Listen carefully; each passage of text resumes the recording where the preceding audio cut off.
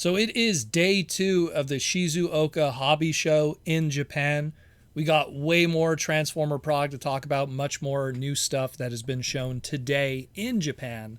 And we're going to cover it all here on the Transformer Slag podcast, some new stuff that was put on the floor from Takara Tomy and their T-Spark stuff. So we're going to jump right into it, and we got some new T-Spark items from their Adamas Machina line. And one of them being, well, it speaks to me, of course, the AMT-01EX Rodimus Lost Light version. So the Adamas line has a lot of these really super high-end, expensive, transformable figures. It's something that is more in line with what Masterpiece is doing, but in a much more stylized nature, so it doesn't adhere too much to what is Generation 1, but other lines, and they're much more stylized and cool designs. And of course, we're going with the IDW Rodimus here. Adamas has already done in the past the Rodimus leader of the Lost Light crew from IDW in his traditional Rodimus Prime colors.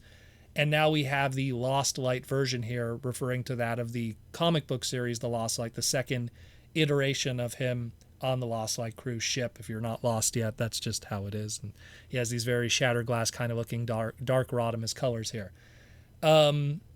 We don't know much else. We just have some nice images here. Obviously, this is an item that does transform. If you are curious about that, they don't have it transformed here, but I'll just post on the screen how the regular colored one looks transformed with the weapons on it. We don't have a price yet. We do have a release date. It says here summer of 2025, so very soon, I'm going to assume. We don't have a price, though, but based on because when this guy popped up on Hasbro Pulse and was up on pre-order, he was about $200, $199.99. And assuming that he comes with more or less the same stuff, like this is a straight-up repaint, so he'll come with the photon cannon, the photon blaster, the buzzsaw, and the communication device, it'll be more or less the same price, I would imagine. That's what I'm thinking, because it would just be a straight-up deco repaint. So again, check this out. This is coming very soon. It seems every time we get an IDW Rodimus, they do the Lost Light color scheme not long afterwards, because it's an easy repaint, and it's part of the character's story.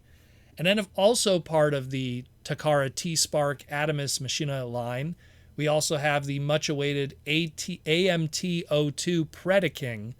Now, this guy here is taking the Obari design, Call of the Primitives Predaking.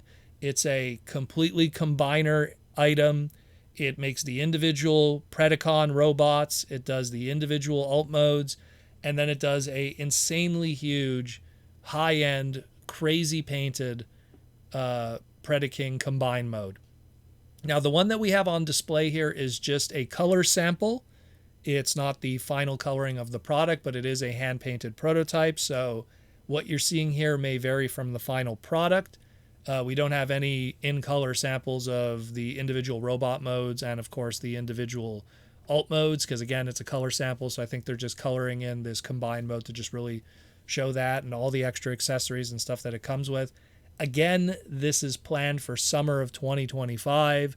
We don't have a price yet. This one's probably going to be a big, expensive one. That's all I could say about it.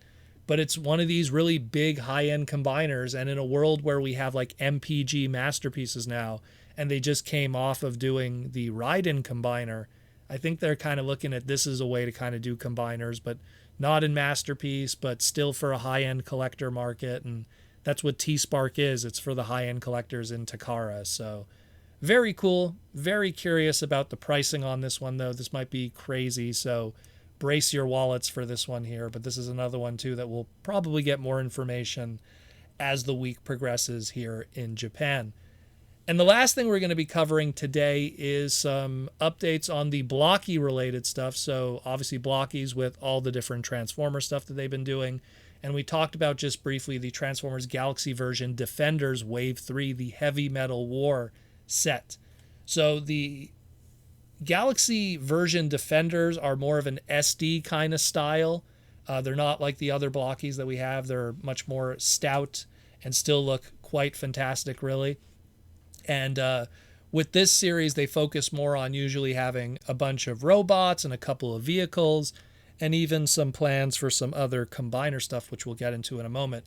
But for this Wave 3, the Heavy Metal War Wave, as they call it, You get a robot mode of Shattered Glass Optimus Prime with his blaster. You get Jazz G1 with a speaker weapon. You get my boy Hot Rod making his Blokees debut. In this case, he's not part of the traditional Galaxy version. This is the Galaxy version Defender Hot Rod. But G1 Hot Rod coming with a buzzsaw and his Ion Blaster. You got, Photon Blaster. You got Grimlock with his traditional sword in robot mode. You got Soundwave with his battery gun. You got Skywarp with his null rays. And then you get some variant items that are part of the main run. The Brilliant Megatron, which is a gold Megatron, maybe going after some Golden Lagoon kind of stuff. And then you get Glittering Shockwave, which is a clear Shockwave, which according to the images they show here with the figures, it represents pretty much a hologram of him sending a message to Soundwave and Skywarp from Cybertron as the guardian of Cybertron. And then the vehicles that are included here, standalone vehicles, we have Long Haul, Scrapper, and Mixmaster of the Constructicons, as well as the alt mode for Shattered Glass Optimus Prime. And then the chase figures in this, which, judging by how they've done chase figures in the past, they replace a 1 in 36 chance of the related character. So one of 4 different chase figures you could get. Metallic Grimlock, which will just be Grimlock with a metallic hue to him, and that's pretty much it.